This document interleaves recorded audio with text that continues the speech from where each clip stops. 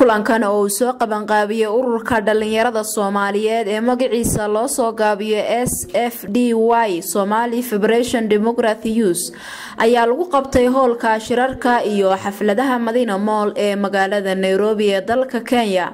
Shirkan oo ay ka soo qayb galeen ururo badan oo dhalinyaro isla markaasina ka dhisan magaalada Nairobi iyo marti sharaf kale ayaa waxa guud ahaan baa looga hadlayay horumarinta dhalinyarada Soomaaliyeed iyo sidii ay uga qayb qaadan lahaayeen dibudhiska dalka Soomaaliya oo haatan ku jira xaalad isbedela. Dadkii kulankaasi ka soo qayb galay ayaa waxay halkaasi ka soo jeediyeen khudbado aad u muhiim ah iyo waliba geeraaro iyo gabayo.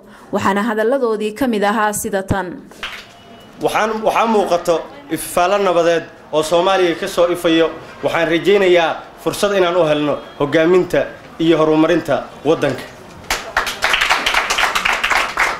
waxaan rajaynayaa si sharciya oo aan cawaanimo ahayn oo aan xadgudub ahayn oo aan burin dhaqan iyo diimeed ahayn in aan ula xisaabtanno kuwii lumiyay xuquuqdeena. annaga haddii aan nahay dhalinyaradii dhalatay 80meeyadii ama dhalatay 90meeyadii, fursadeeni waxbarasho waa lagu tuntay oo waxaa lumiyay kuwo mafikrayaal ah oo waxa la dhigaankiisa baatihiin waxyaalahaas oo kaleete waxa baabiin karay walal waa annaga. runta haddii la eego odag kasta gurigiisu ka talinaya, odag kasta gurigiisu fadhiya, odag kasta telefoon buu soo diraya, waxa dhimanayo laanayo waa annaga. hooya wiil beeshay gabar baa ninkeeda weysay. wadankeena Soomaaliya muddo aad u fara badan hadda dhowr iyo 20 sano gaaraysay si loo wada socdo wuxuu ku jiray marxalad aad u adag. marxaladda aad ka adag intuu ku jiray dhalinyarteena waxa soo wajahay waxa uu waabirisay wax iyo sax iyo waa aan mahadin. waayo waxa dhacday in nin dhalinyaro ah oo kaliya la arki waayo oo macna matalaya shacab kaliya waxa isku ururtay dhalinyarta in loo adeegsado waxyaalaha xun. waxay u qaybsan qayb loo adeegsado waxyaalaha xun sida inay burburiyaan shacabkoodii iyo inay ka talaabaanin badaha iyo saxaraha oo ay gudbaan wadamo Yurub isku dayaanin kadibna ay badaha ku leedaan iyo saxarayaasha. We can make everything. Hadii aanu nahay dad wada midaysan oo midowsan runtii wax kasta wana fili karnaa.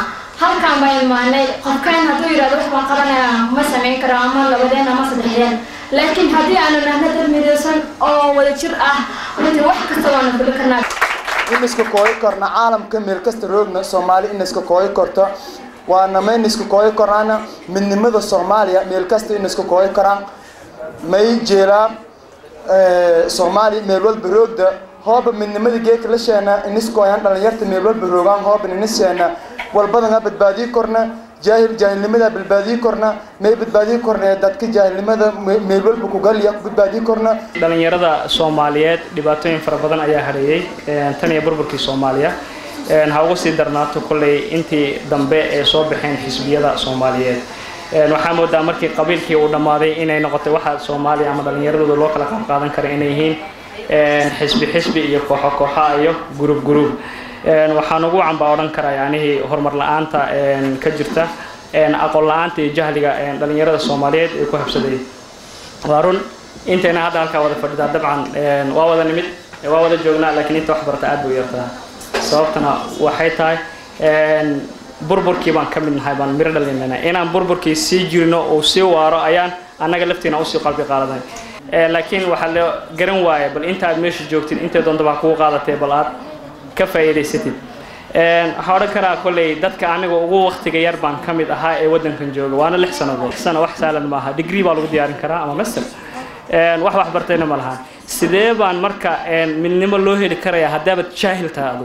saada gabayga waan ka saayiday sabanada ma marin sadaradeedii saakana balan cabiro saadaasha god saaxiib aragtideedii Soomaali baan nahay sokeeyo walaala sagaal aabo wada dhalay saaxiibo isku wada xiran صدق يحجال سيدي يحدد اسكو سيرهو اسكو سودهو اسكو سورده si juqura wadaagay sina uma kala maarane sunaadi qabiilkii suufiyo colaadaysa seegad iyo qalad saamiyadii la kala dhacay Soomaalinimada nin jecel sarkaal aqoon iyo sabakataris intii seer la dilay in sahal lagu ilaawo sabab lagu badalo dadkiisa saamaxo hoggaanka ugu sarreeyow madaxweyne sahankeeda adigaa leh.